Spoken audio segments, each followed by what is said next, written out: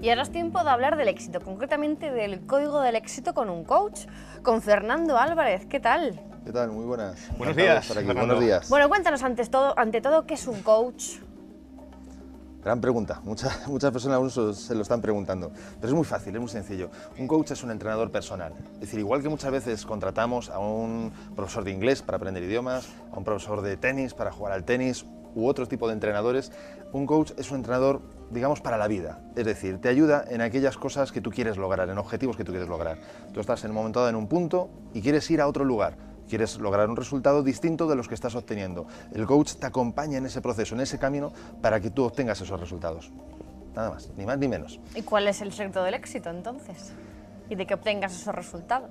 Pues principalmente, si me dijeras una única clave, un único secreto, el secreto del éxito eres tú. Es decir, es la persona que quiere lograrlo. Es decir, las circunstancias muchas veces ayudan. Pero como decía el dicho popular, ¿no? Es decir, la vida reparte cartas. Pero de ti depende cómo juegas esas cartas. Y muchas partidas con grandes barajas, digamos, grandes cartas se han perdido y muchas otras con muy mala mano, digamos, se han llegado a ganar. Es decir, la cuestión no es qué tienes de recursos en tu poder, sino qué capacidad tienes de utilizar eso de una forma eficiente para, efectivamente, como bien decías, lograr el éxito. A lo mejor no todas las veces, pero la mayor parte de ellas. Tú lo llamas el código del éxito y va a ser un taller que vas a impartir dentro de muy poquito. Sí, el 20-21 de abril, en abierto para que cualquiera que se quiera apuntar pueda hacerlo, porque hasta ahora se ha estado haciendo en empresas, en privado, digamos, en grupos cerrados. Ahora es abierto y lo llamo el código del éxito, ¿por qué? Porque efectivamente cuando tú eres capaz de controlar lo que ocurre aquí arriba, el código, el lenguaje, lo que estás utilizando todos los días, muchas veces sin darte cuenta siquiera, es decir, te hablas contigo mismo, igual que hablas con los demás, cuando eres capaz de controlar eso, cuando eres capaz de gestionar eso de una forma eficiente, entonces te facilita el que juegues esa partida con esa mano, digamos, de cartas que decíamos antes, ¿no? De una forma mucho más eficiente y da igual cuáles sean las circunstancias, facilita muchísimo más que tengas éxito, donde antes incluso podías estar fracasando en la misma situación. ¿Qué es el éxito, Fernando? Pues eso es una gran pregunta y me alegro que la hagas por un motivo, porque no existe una definición concreta de éxito. Sí existen definiciones culturales de qué es el éxito, existe una definición familiar de qué debería de ocurrir en tu vida para que tengas éxito. Pero es una pregunta que yo hago siempre a la gente, ¿qué tiene que ocurrir en tu vida para que tú te sientas exitoso? Y normalmente, incluso he hecho esta pregunta a grupos muy numerosos, es difícil que coincida. Hay ciertas cosas que se coinciden entre unas personas y otras, pero cada uno tiene sus matices y eso es muy importante, que es para cada uno el éxito. Porque muchas veces medimos el éxito que tenemos en base a lo que para otros es el éxito, en base a lo que es para la sociedad, en base a lo que es el éxito para nuestro grupo de amigos, para lo que es, digamos, en la empresa, lo que se considera en la empresa tener éxito, yo mido así el éxito. ¿Y qué ocurre? Que en función de que yo considere que tengo o no tengo éxito, así me siento. Y muchas veces no me siento bien porque otros consideran que yo no tengo éxito, cuando a lo mejor bajo mis propios patrones, mis propias reglas, debería de estar encantado de la vida, despertarme todos los días porque me considero que tengo éxito, pero no me di cuenta. ¿Y cuánto dura el sentimiento del éxito? ¿Más o menos que el sentimiento de fracaso? En este momento, desgraciadamente, yo no conozco una estadística exactamente que lo haya medido, pero me atrevería a asegurar que desgraciadamente el fracaso dura mucho más tiempo que el éxito, pero por una cuestión cultural. Es decir, parece que vayamos siempre buscando el defecto, parece que vayamos siempre buscando en qué puedo fallar, en lugar de qué es lo que he hecho bien. De hecho, es más, si nos fijamos simplemente en las familias, lo que tenemos más cerca, ¿qué ocurre cuando un niño hace algo bien? Normalmente se le da un aplauso, se dice que lo ha hecho bien y ya está. ¿Qué ocurre cuando hace algo mal? Se le castiga. Y se le machaca. Te lo dije, ¿te acuerdas lo que te dije ayer? ¿Te acuerdas lo que hiciste pasado mañana? O sea, perdón, pasado mañana, la semana pasada, etcétera, etcétera. Sí, te digo pasado mañana porque muchas veces el futuro parece que es consecuencia del pasado y no tiene por qué ser así. Es decir, lo que haya ocurrido en el pasado es pasado. Y nadie garantiza que lo que haya ocurrido en el pasado tenga nuevamente que ocurrir en el futuro. Puede que en el pasado tuviera un fracaso, puede que algo lo hiciera mal, pero eso no garantiza que tenga nuevamente que ocurrir en el futuro. Sin embargo, parece que vivamos de esa forma, parece que nuestro pasado se tenga que estar repitiendo una vez y otra, y si no, ya vendrá alguien que nos lo recuerda a veces, ¿no? Es decir, ¿te acuerdas lo que hiciste tal? No lo hagas porque te va a volver a pasar lo mismo. Y no tiene por qué ser, si hemos aprendido de lo ocurrido. ¿Dices que es un rasgo cultural? ¿Cultural de aquí, cultural de intrínseco a los seres humanos o...? Es muy global, aunque no siempre ocurre en todos los sitios. Por ejemplo, hay una tipología, digamos, un dicho clásico, ¿no? Un comentario clásico es que, por ejemplo, en España, si tú montas una empresa, por decir un ejemplo, y fracasas, entras al banco y salen todas las alarmas. En Estados Unidos no es así. Por ejemplo, en Estados Unidos a un emprendedor que ha fracasado se le mira con muy buenos ojos. ¿Por qué? Porque al menos conoce una forma en la que ya no debe hacer las cosas. Tal vez pueda fallar de otras 1000 formas distintas, pero esa ya la conoce. Mientras que alguien que todavía no ha fracasado no tiene ni la más remota idea de cómo tener éxito, ni tampoco de cómo fracasar. O sea, el fracaso es bueno. El fracaso, si se utiliza positivo. de forma eficiente, es muy positivo. Ajá. Porque te ayuda. O sea, el fracaso tenemos dos formas de verlo. Podemos verlo como el final de un camino o podemos verlo como un peldaño que nos permite seguir ascendiendo. Si eres capaz de verlo como el final del camino, estás acabado, porque cada vez que fracases se te van acabando caminos. Y llegará un momento en el que tengas la sensación de que ya no hay más caminos, ya hay más opciones, porque has fracasado 10 veces, por lo tanto, ¿por qué lo vas a intentar una más? Y normalmente, siempre, muchas veces cuando lo dejas, es cuando estás a las puertas del éxito. Mientras que si ves el fracaso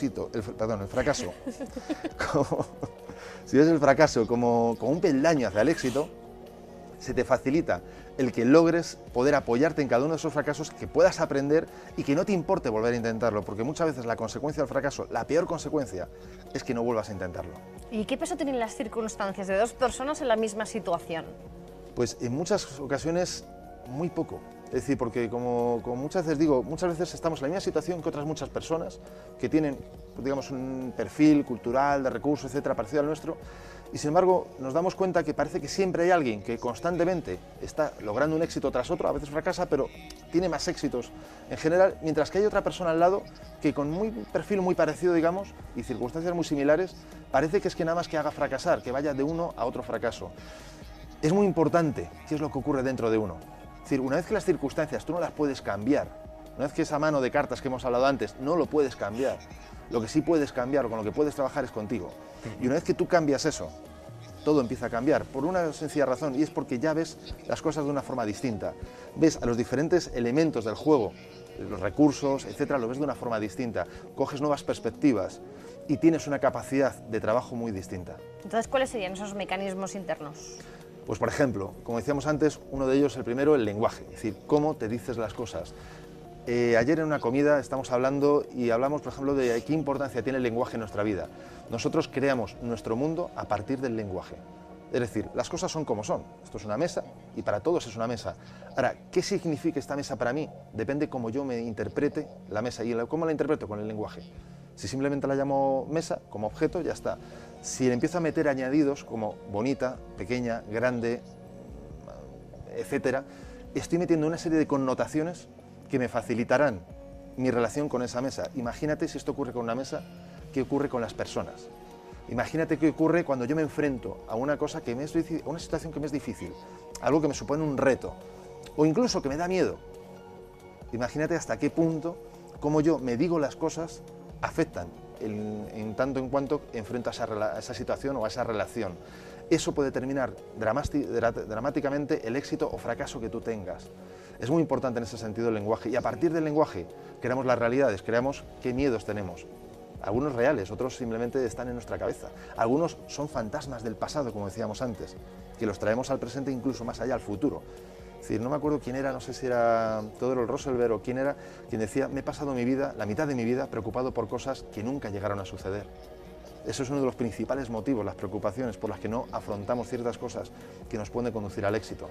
Y la quietud muchas veces es la madre de todo fracaso. Pero sin embargo es cierto que el ser humano tiende a prever unos posibles errores o piedras en el camino del día a día, en la vida en general. ¿Pero esos son problemas ficticios que empiezan con el easy? ¿O son formas de anticiparnos, como dices tú? En partes son ambas cosas, ¿no? Pero mira, ahí, si me permitís, diría lo que decía, creo que fue Eisenhower, quien dijo, me preparo para lo peor y espero lo mejor. Es decir, está muy bien adelantar los acontecimientos, ver las diferentes opciones que pueden ocurrir a continuación, porque eso además te da la capacidad de tener un entrenamiento previo a la situación. Ahora bien, no te quedes en eso únicamente, es decir, no te vayas a lo peor. Si quieres ver opciones, mira todas las opciones. Muchas veces el problema que hay es que vamos al easy, pero el easy negativo. ¿Y si esto falla? A lo que yo siempre digo, ¿y si funciona? Es lo que decía también Jordan Shaw, que decía, las personas ven las cosas que son y se preguntan por qué. Yo procuro ver lo que aún no es y me pregunto por qué no. Es casi la misma pregunta, solo cambia el no, pero ese no cambia todo. Cuando tú ves las cosas y te estás preguntando el por qué, parece que tengas necesidad de una justificación. Cuando eres capaz de ver las cosas e incluso ver más allá de esas cosas y te preguntas, ¿y por qué no? Vamos a hacerlo, vamos a intentarlo, a ver qué ocurre. El paradigma te cambia y una vez que tú has cambiado tu forma de ver el mundo, el mundo ya es distinto para ti. La forma en la que tú te relacionas con el mundo, con las personas, es distinto. Tú vas a una tienda y tienes, imagínate que quieres reclamar algo, un producto que has comprado, que te lo han atendido mal o lo que fuera. En función de cómo tú te relaciones con esa persona con la que vas a interactuar para esa reclamación, puedes tener más éxito, más fracaso en ese pequeño trabajo. Cuando hablamos de éxito y fracaso no estamos hablando de salvar el mundo, no hablamos de grandes cosas, muchas veces hablamos de esas pequeñas cositas, del día a día. Que cuando tú decías, ¿cuánto dura el éxito? Imagínate que pudiéramos tener conciencia de esos pequeños éxitos cotidianos. Del, he ido al metro, he sonreído a una persona porque quería ver qué pasaba y me ha sonreído. De hecho, invito a todas las personas que nos estén viendo que cuando cojan un transporte público, cuando entren en una cafetería o en cualquier otro local o tienda, que sonrían y vayan midiendo. He sonreído a 4 personas, he sonreído a 5 y vean de cuántas ellas sonríen, cuántas les devuelven la sonrisa. Que una sea, que eso sí, que es una sonrisa sincera. Es decir, no es una sonrisa de te estoy sonriendo, ¿me ves? ¿Me ves? Te estoy sonriendo. Sino que es una sonrisa sincera, es decir, te sonrío porque me apetece sonreírte porque... ¿Por qué no? Hoy es un buen día para sonreír, no necesito un motivo más allá del ¿y por qué no? Sonríamos, a ver qué ocurre. Y que vean cómo ellos han sentido a lo largo del día, cuál ha sido su sensación, vamos a llamarla de éxito, poniendo una definición, en este caso general, para todo el mundo de éxito, y cuál creen que puede haber sido la sensación de éxito para esas personas a las que han sonreído. ¿Cómo les han hecho vivir? Y en ese sentido, imagínate que ahora esto no lo haces un día. Imagínate que lo coges como hábito y lo llevas todos los días de tu vida. Puede ser que algún día tengas un mal día y no te apetezca, ok. Pero imagínate que la mayor parte de tu tiempo, cuando interaccionas con otras personas, reacciones de esa manera. ¿Cómo cambiaría tu vida? ¿Hasta qué punto sería radicalmente distinta? Y ahí radical el tema de las creencias, ¿no? ¿Hasta qué punto nos pueden influir las creencias en la consecución de nuestras metas, de nuestros objetivos y del éxito en general? Absolutamente. Es decir, decía Henry Ford, por citar a otro personaje ilustre, que tanto si crees que puedes como si crees que no estás en lo cierto. El otro día, por ejemplo, hablando de este mismo tema, hablaba de la diferencia entre posibilidad y capacidad. Muchas veces creemos que las cosas son posibles. Y está bien, y es una creencia. Yo creo que hacer esto es posible. Ahora, el problema, y donde radica la capacidad de tener éxito o no tenerlo, está en lo que tú crees que eres capaz. Porque muchas veces creemos que esto es posible, pero yo no soy capaz. Entonces, creer que las cosas son posibles es un primer paso, pero necesitamos implantar en nosotros un segundo nivel de creencia, un nivel más profundo, y es tener la creencia de que también somos capaces, al menos de intentarlo, y que no pasa nada, obtengamos el resultado que obtengamos, de éxito o de fracaso, no importa. En primer término eso, porque a partir de ahí, una vez que nosotros implantemos en parte de nuestro ser interior la creencia de que somos capaces de intentarlo e incluso de tener éxito, a partir de eso nos atreveremos a muchas más cosas. Y en tanto en cuanto te atrevas a muchas más cosas, el éxito es una consecuencia inmediata, no puede retrasarse más, porque cuando tú intentas, al final vas aprendiendo. Y una vez que vas aprendiendo, vas encontrando la forma, el método de llegar a donde quieres llegar. Y eso es el éxito. Para mí, una definición digamos, más genérica, y que además la invito a que cada uno, si le apetece, la escoja. ¿Qué es el éxito? Es cuando soy capaz de aprender de cualquiera de los resultados que obtengo. ¿Qué sería el fracaso para mí?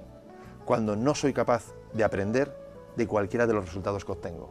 ¿Qué conlleva con esto? Conlleva que me es mucho más fácil obtener el éxito. ¿Y qué conlleva? Que cuando siento que he fracasado, puedo resolverlo. Porque me puedo preguntar, no quiero fracasar. Poco tengo yo que valer para no sacar un aprendizaje de esto. Y si consigo sacar un aprendizaje, empiezo a acercarme a tener una sensación de éxito. Si consigo sacar 2, considero que tengo aún todavía más éxito. Por lo tanto, eso permite que yo tenga un éxito o un fracaso, una sensación de éxito o fracaso, en función de mí. Y yo puedo gestionarlo. A partir de ahí puedo gestionar mis emociones. Y a partir de mis emociones puedo volver a gestionar cómo actúo. Y en función de cómo actúo, puedo otra vez hacer más cosas que me faciliten obtener mejores resultados. ¿Y esa falta de creer que puedo es algo cultural? ¿Sí, es algo cultural? En gran parte sí. En gran parte sí, incluso yendo más cerca a nivel incluso familiar. Es decir, hay muchas familias y hay veces que es una pena porque lo oyes por la calle y te da cosa no oírlo, ¿no? Cuando oyes a alguien que regaña a un niño y le dice, deja esto, que tú no sabes hacerlo, deja esto, que tú esto no es lo que sabes hacer tú, lo tuyo es otra cosa, esto es tu hermano, a ti esto no se te da bien. Por ejemplo, el típico ejemplo de, a ti es que lo que se te da bien es estudiar, tú estudia, ¿no? Con la mano no toques nada que lo rompes, o lo contrario, ¿no? Tú haz esto y deja los libros que a ti esto no es lo tuyo. A lo mejor es una persona, y con el deporte ocurre muchas veces, o con otras cosas, a lo mejor es una persona que simplemente lo que ocurre es que ha tenido una virtud, ha nacido con una capacidad adicional, pero eso no significa que no pueda desarrollar otras capacidades en otras áreas. A lo mejor requiere de tiempo. Un amigo mío decía que hay quien nace y los que no estudiamos. Es decir, todo es posible alcanzarlo. En mi opinión, todo es posible alcanzarlo. Tal vez Paco de Lucía haya nacido con un don especial que le facilite llegar a un nivel de excelencia que otros podríamos necesitar 3 vidas para alcanzarlo. Es posible. Pero incluso, y pongo este ejemplo porque él lo dijo en un documental que se le hizo, una entrevista, él mismo, durante muchísimos años, trabajó incansablemente. Él una vez dijo en la entrevista, ¿quieres llegar a ser el mejor del mundo tocando la guitarra? Es posible. Si estás dispuesto a trabajar 12 horas, o sea, a tocar la guitarra durante 12 horas diarias, 30 años. Es posible que si haces eso, llegues a ser el mejor del mundo. Es decir, incluso Paco Lucía no nació ya siendo quien es hoy. Tuvo que trabajar, tuvo que adiestrar su técnica. Todo es posible si te estás dispuesto a luchar por ello y a pagar un precio. Nada es gratis, a veces el precio es un sacrificio, es un esfuerzo. En este Adiestramiento. Las palabras a veces pasan esto, nos van las malas pasadas y se nos cruzan. En este camino Sí. va a ser mucho más fácil. Pero esa palabra. permite un pequeño inciso. Sí. Fijaros la capacidad, la importancia del lenguaje castellano. O sea, muchas veces nos reducimos nuestro lenguaje a 3-4 palabras, cuando tenemos, me acuerdo si eran unas 80.000 palabras registradas según el diccionario real de la Real Academia. Esos pequeños matices cambian una realidad. Fíjate la capacidad, y eso es algo que tenemos que disfrutar y aprovecharlo. Es decir, ya que somos hispanohablantes, digamos, utilizar esa riqueza de lenguaje que tenemos. Perdona.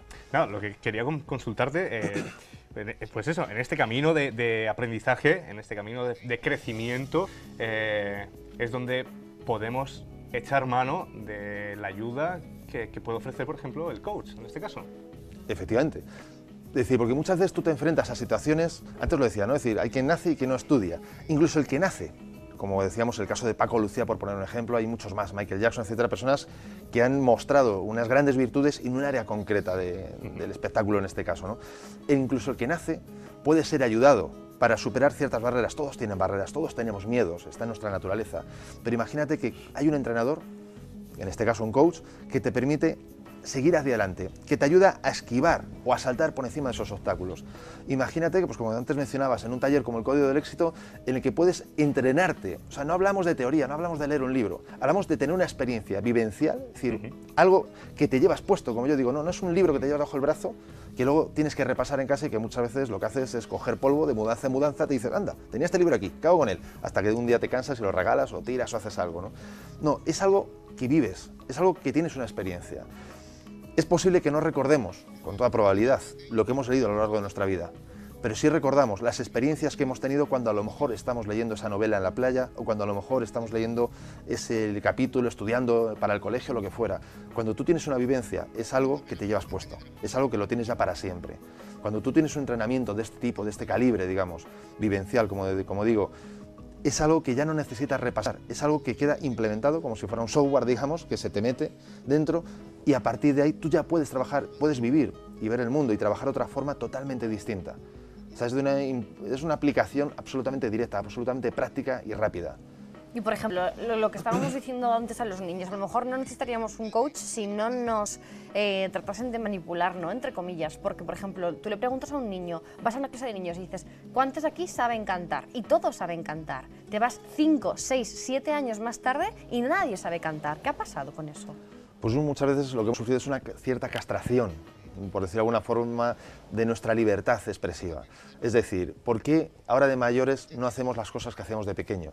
Porque empezamos a meter prejuicios. Si se me ocurre a mí ahora ponerme aquí delante de todo el mundo, delante de las cámaras a cantar, tal y como yo canto, porque si yo fuera soprano pues sería otra cuestión, pero si lo hago tal y como yo canto, ¿qué puede pensar las personas de mí? ¿Qué puede pensar la gente? ¿Cómo me van a etiquetar? Y a partir de ese miedo a unas ciertas etiquetas, empiezo a dejar de hacer cosas. Como empiezo a dejar de hacer cosas, empiezo a atreverme. Como empiezo a dejar de atreverme, empiezo a no ser yo. Y empiezo a convertirme en esa persona que se espera de mí. Un niño pequeño no tiene ese perfil. Un niño pequeño ríe y ríe. Se quiere patalear y patalea. Quiere saltar y salta. No espera, no se plantea él, si hago esto, ¿qué pensarán de mí? ¿Me etiquetarán? ¿Me querrán en el grupo? Juega. De hecho, es más, si tú ves a niños pequeños realmente, de guardería, digamos, al final se acerca uno a otro, oye, soy Fernando y quiero jugar. Pues vente y juegas. Ya está. Tú ahora vete a la universidad. A otro nivel de niños, digamos. Ya no te digo la empresa, ya más adulto. Oye, soy Fernando, quiero jugar. ¿Este quién es? ¿Le conoces tú? No. O intenta hacer eso un sábado por la noche. Claro, ya un sábado por la noche ni te quiero contar. Es decir, oye, soy Fernando, quiero jugar. ¿Jugar a qué? A lo mejor habría que utilizar otro tipo de lenguaje en ese caso, ¿no? O aprovechando esa riqueza del lenguaje. Y no decir jugar, decir otra cosa. Pero en cualquier caso la respuesta sería muy parecida. ¿Te conozco de algo? ¿Por qué te acercas a mí? No ha pasado nada, soy una persona igual que tú y me apetece, no sé, hablar a lo mejor. Pero es una reacción más espérate, y esto además lo notamos mucho de una ciudad a otra.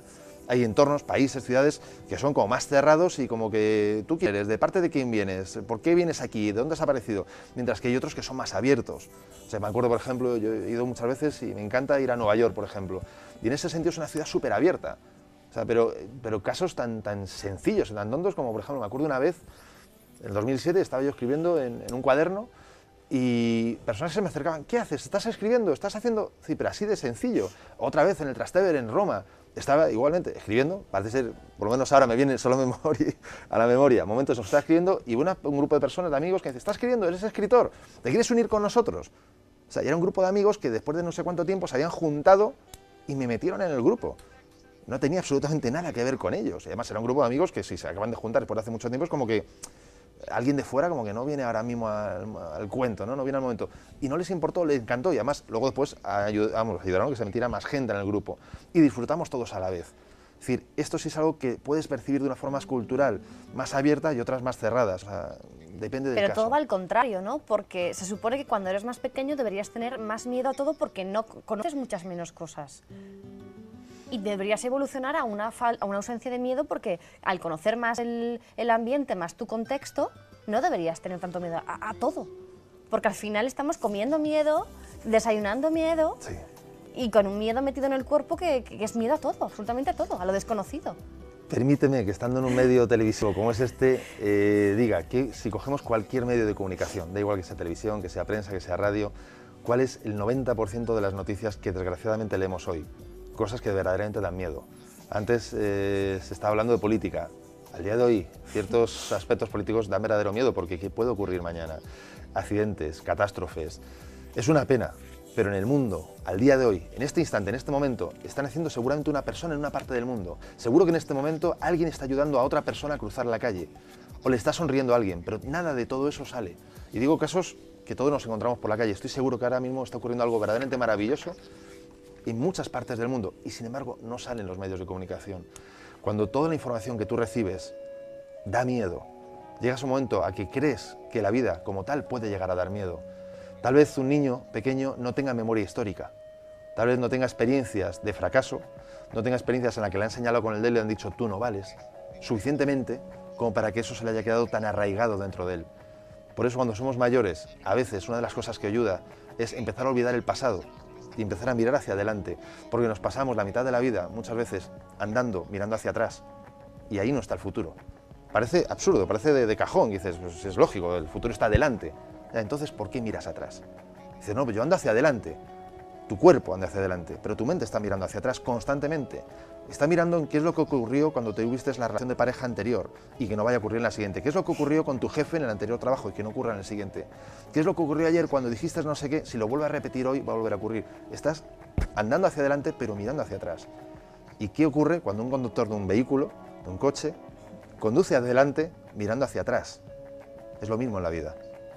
Es garantía de fracaso, es garantía de pegarse un buen trastazo. Pero hay que mirar atrás de vez en cuando. Pero de vez en cuando, no de forma tan constante. Cuando antes lo decías, ¿no? El easy, normalmente el easy no es un ¿y por qué no? Es un ¿y si hago esto y sale mal? Y no es que lo diga yo, cada uno de nosotros, las personas que nos están viendo, piensen, cuando hacemos un easy, ¿es en positivo? O sea, es un ¿y si sale bien? Pues mayoritariamente es un ¿y si sale mal? Mayoritariamente, por desgracia, es un ¿y si sale mal? Y eso muchas veces nos echa hacia atrás. Y dice, bueno, pues lo intento solo un poquito. Es como yo digo, ¿no? Es como la luna, o crece o decrece. Puede crecer a poquitos, pero está creciendo. Es como un embarazo, no puedes intentarlo un poquito. O sea, no estás embarazado, o no estás embarazado. Es decir, no puedes estar a medias. La vida es así. O te entregas a la vida o no te entregas. Pero el no entregarte ya es estar fuera. Lewis Carroll lo decía en Alicia en el País de las Maravillas, has de moverte, debes de correr el doble de rápido para permanecer en el mismo sitio. En estos tiempos La que estamos... teoría de la reina roja, ¿no? Exactamente. En estos tiempos que vivimos, ríete de correr rápido. Tienes que ir veloz, pero veloz, veloz. Porque las cosas en 2 días han ocurrido. Y si no han ocurrido aquí, han ocurrido en la India, y si no en Sudamérica, y si no en Estados Unidos, o en Canadá, en cualquier sitio del mundo. Ya hay cosas que están ocurriendo cuando tú solamente las estás pensando. Tienes que ponerte en acción. Porque hay una cosa que es muy importante, y es que hablar está genial, pensar está genial, soñar es maravilloso, pero no vale de nada si no lo llevas a la acción. Y por ejemplo, como antes decías, eso es algo en lo que un coach te puede ayudar. Te puede ayudar a llevar las cosas a la acción, para que se provoque un cambio. Para que haya un cambio, tienen que ocurrir cosas. Con pensarlas no es suficiente, es un paso previo, necesario. Con soñarlas es bueno, es un paso previo y necesario, pero hay que llevarlas a la acción. Fernando, ¿cuánto de psicólogo tiene un coach? Uf, ahí me pones en apuro, y te digo el por qué. Porque para ejercer de coach no es necesario estudiar psicología, es conveniente. Por lo tanto, si hablamos de psicología como carrera, no es necesario estudiarlo. Ahora bien, si hablamos de psicología como conocer la psique, conocer el comportamiento de otra persona, etcétera, evidentemente un coach tiene que conocer, es conveniente que conozca el comportamiento del ser humano, es decir, cómo se comporta, por qué cuando hace una cosa luego suele terminar haciendo luego después otra, por qué cuando piensa de una manera termina actuando de otra. Es muy importante, es decir, al final es como si un informático hiciera programación de, imagínate, de centrales nucleares a partir de haberse leído un curso por fascículos. Sería de alto riesgo. Cuando tú trabajas con personas, estás trabajando con centrales nucleares, es decir, estás trabajando con un potencial muy grande de energía, un potencial muy grande de recursos. Es importante que lo hagas desde un amplio conocimiento del ser humano, del comportamiento y si me apuras, desde incluso de una parte más, llamémoslo espiritual, por decirlo de alguna forma, desde un amor a querer ayudar. No es solamente una cuestión de negocio, no es un puro business, digamos, sino que tiene que ser una cuestión más de poder ayudar a la otra persona, poder entregarte, porque cuando tú eres coach, no es tanto lo que tú aportas a la otra persona, sino es cuánto ayudas a que la otra persona saque de ella misma los recursos que tiene. Es decir, en coaching partimos de la base de que es la otra persona la que tiene recursos, es la otra persona la que tiene una sabiduría. El consultor es el que te trae con su sabiduría, el coach es el que te ayuda a sacar lo mejor de ti y darlo. Puede que eso mejor de ti sea muy pequeño o sea muy grande, no importa, porque lo importante es que es lo mejor que tú puedes aportar a tu propia vida, a tu propio proyecto, a tus propios resultados. Sin dar pautas. O el trabajo o la labor de un coach es dar pautas de cómo hacer las cosas. Porque esto sí me gustaría que quedase claro, porque hay veces que algunas personas, incluso yo mismo, me lo planteo. ¿Un coach me va a dar las pautas para el éxito? ¿O soy yo o va a ser el coach el que va a buscar en mí, o el que me va a hacer que yo mismo saque esas pautas para conseguir el éxito? No sé si me he explicado bien con la pregunta. Lo he entendido. Para mí, un buen trabajo de coaching es aquel que permite que la persona que está delante, es decir, el coachee, digamos, el cliente, pueda sacar lo mejor de sí y pueda encontrar cuál es el camino más adecuado. Es decir, para llegar a un punto, a un destino, a un resultado, hay 1000 caminos, como se suele decir, ¿no? Es decir, para llegar a Roma hay 1000 caminos, pero es que esto es cierto, es decir, el camino para tener éxito, como antes decíamos, el éxito para cada persona es distinto. El camino para llegar incluso a un mismo tipo de éxito, es decir, ganar 1000 euros, vamos a poner que el éxito lo definamos en ganar 1000 euros, por ejemplo, un tema económico. Hay 1000 formas de ganar los 1000 euros. Y la forma que es válida para ti, no es válida para ti, no es válida para mí. Cada uno tenemos nuestro camino, porque es en ese camino en el que tú vas a disfrutar, en el que vas a poder dar todo. Si a mí me das un camino pautado que no tiene que ver conmigo, a lo mejor lo puedo lograr, pero no voy a dar todo mi rendimiento porque no estoy pleno en ese camino. Entonces es importante que en ese sentido el coach te ayude a que tú puedas ver cuál es el mejor camino que puedes realizar para llegar al resultado que quieres. Y de esa forma tú vas a tener una vida más plena, evidentemente, porque estás dando el máximo de ti, porque estás viviendo algo que te llena por dentro, de lo que llamamos plenitud. Estás viviendo el camino en plenitud. Si yo te doy un camino pautado, imagínate, yo doy el camino pautado. Yo tengo 1000 clientes y a los 1000 clientes les doy el mismo camino pautado. Es evidente que tal vez para uno de esos 1000 clientes, o tal vez 2, le pueda ser de utilidad, pero para los 1000 no va a ser.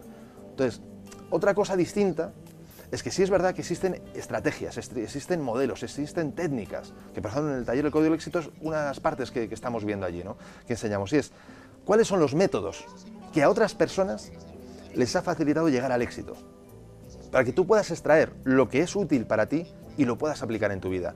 ¿Cuáles son los modelos de pensamiento, de trabajo, etcétera, que pueden facilitar en un momento dado llegar al éxito? Igualmente, para que tú puedas extraer. Entonces, yo muchas veces lo digo, es decir, yo cuando trabajo en formación o trabajo en ponencias, hay ocasiones en las que me encuentro con 500 y 600 personas, a veces incluso más, delante de mí. Y los que me han visto o han tenido la experiencia de trabajar conmigo en ese área lo pueden confirmar. No es una ponencia la que doy, son 600, son 700 ponencias. ¿Por qué? Porque la forma en la que debe de trabajar un coach para ser eficiente es una manera en la que da parte de la información, parte de la comunicación, pero facilita que la otra persona añada la parte que es adecuada para ella. De forma que al final cada uno tiene una experiencia específica de ese momento, de esa situación. Si yo te lo doy absolutamente todo y tú no pones nada, al final es como que si todo el mundo hiciera la misma receta, todo el mundo comiera el mismo pastel. Y está claro que para dulces hay gustos, es decir, no a todo el mundo le gusta el mismo dulce. Y Incluso interviene la personalización de las cosas, si no, ¿qué sentido tendría? Efectivamente, pero eso tienes que hacerlo de una forma más dinámica. Es decir, no es cuestión de, pues tipo página web, de venga, vamos a personalizar. ¿Cuál es el color que más te gusta? ¿Cuál es tal? Es algo que tiene que ir dinámico, es en vivo. Y de esa forma puedes adaptar, el coach es el que se tiene que adaptar al cliente, al coachee, digamos. Es decir, la agenda, el orden del día, no lo marca el coach, lo marca el cliente, porque es el que tiene objetivos, es el que tiene resultados. No es una cosa de, no, espérate que vengo yo a contarte. No, no, es decir, el coach es el que más escucha y el que menos habla. Ahora, sí es importante que cada pregunta que haga sea buena, porque las respuestas son donde está la clave. Pero para obtener una buena respuesta con una buena clave que le sea de ayuda al cliente, digamos, al coachee, está en la pregunta. Es decir, es muy importante qué preguntas haces y cómo las haces. De hecho, gran parte del trabajo del coaching consiste en hacer preguntas, no en dar respuestas. Las respuestas las da un consultor, es otro planteamiento, es otro concepto. Bueno, la entrevista, como siempre, se nos queda corta. Recuérdanos dónde podemos leer todas tus reflexiones semanales que publicas. Pues sería en www.desdelatrinchera.com. Y ahí además en desdelatrinchera.com podéis, el que quiera, puede pedirme información del taller Código del Éxito, que se colgará en breve. Y bueno, abierto a que cualquier pregunta, comentario, mensaje, también se me puede encontrar fácilmente en Twitter como @latrinchera o en Facebook con Fernando Álvarez González. O sea, es facebook.com/fernando.alvarez.gonzález. Yo quiero ponerte un aprieto. ¿Cuál sería tu éxito? ¿Cuál sería llegar a conseguir tu éxito? Tu objetivo. Pues fíjate, te voy a responder dos cosas. Te voy a responder la que me has preguntado y otra añadida que tiene relación. Para mí, como decía antes, para mí es un éxito que cada vez que hago algo pueda aprender, porque de esa forma siento que crezco y que me desarrollo como persona. Pero para mí también es un objetivo de vida y en parte en ese sentido es una misión el poder llegar a ser, aunque solo sea una pizquinina, un instante en el tiempo, como decían en la película de Renan, un instante en el tiempo en la inspiración de otras personas. Para mí eso sería un éxito, es decir, poder llegar a ser un momento de inspiración, aunque sea una pizquinina, en la vida de otras personas, me sentiría que ha merecido la pena, pues eso, el esfuerzo, el trabajo, lo que hago. Esteban, ¿y cuál sería el tuyo? Vamos a tener que descubrirlo. Yo creo que vas a tener que descubrirlo tú, ¿no? Después de las reflexiones de Fernando. Pues posiblemente hablemos de tus servicios fuera de cámara. Encantado para ayudar. Pero bueno, la conclusión es que conseguir el éxito, conseguir nuestros objetivos, forma parte de la salud. Sí, sí, porque por ejemplo es algo ya del día a día, desgraciadamente, las enfermedades psicosomáticas, es decir, enfermedades que terminan siendo físicas, aunque su origen no viene del mundo físico, viene del mundo emocional, del mundo mental. Y es también ya sabido y probado científicamente que en muchos casos, en enfermedades de dificultad, el hecho de que el enfermo esté animado, por ejemplo, ayuda mucho más a resolver la dificultad o la enfermedad, digamos, al hecho de que esté, por ejemplo, más bajo de emociones, más deprimido, más triste.